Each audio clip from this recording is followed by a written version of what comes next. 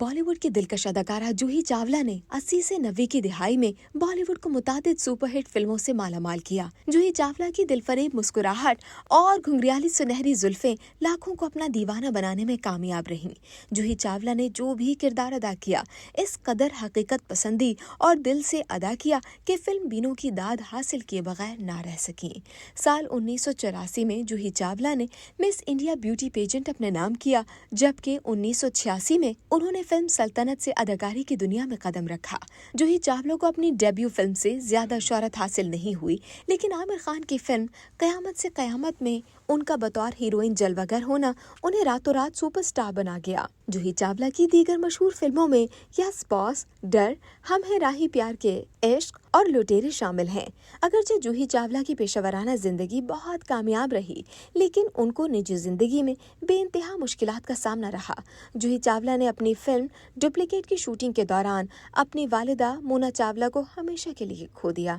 Duplicate की shooting 1998 में प्राग में हुई, जहां अदाकारा के साथ उनकी वालिदा भी गईं और वहां पहुंचने के 3 दिन बाद एक हादसे में उनकी मौत हो गई। जूही चावला, जो अपनी वालिदा के बेहद करीब थीं, ये गम उन पर तूफान बनकर टूटा। जूही चावला अपनी वालिदा की मौत के बारे में एक ऐसा ख्वाब बताती हैं जो सुनकर लोग काफ़ी हैरान होते हैं। जूही चावला ने इंकशाफ किया कि मुझे अपनी वालिदा से बेइंतहा मोहब्बत थी। मुझे ऐसे ख्वाब आते थे जिसमें अपनी वालिदा की मौत देखती थी। मैंने अपने ख्वाब में कभी भी किसी दूसरे फैमिली मेम्बर की मौत नहीं देखी, सिर्फ अपनी वालिदा को ही मरते देखा करती थी। कभी वो किसी इमारत से गिरती हुई नजर आती तो कभी आग में जल रही होती, और ये ख्वाब देखकर मैं खौफजदा होकर जाग जाती थी। मुझे ठंडे पसीने आ रहे होते थे और सुकून सा मिलता था जब मैं अपनी वालिदा को पुरसुकून हालत में सोता हुआ देखती थी। जूही चावला को ये ख्वाब उस दिन हकीकत का रूप धारते नजर आया, जब जूही चावला फिल्म डुप्लीकेट की शूटिंग के लिए 1998 में अपनी वालिदा के हमरा प्राग गईं। अगली सुबह मोना चावला मॉर्निंग वॉक के लिए बाहर निकली, लेकिन रास्ते में हादसे का शिकार हो गईं और उसी में वो जान की बाजी भी हार गईं। वालिदा की मौत ने जूही चावला को मुकम्मल तौर पर तोड़ दिया और वो ये उम्मीद करती रहीं कि यह हादसा बचपन में देखे गए ख्वाब ही की तरह हो और हकीकत में ऐसा कुछ ना हो।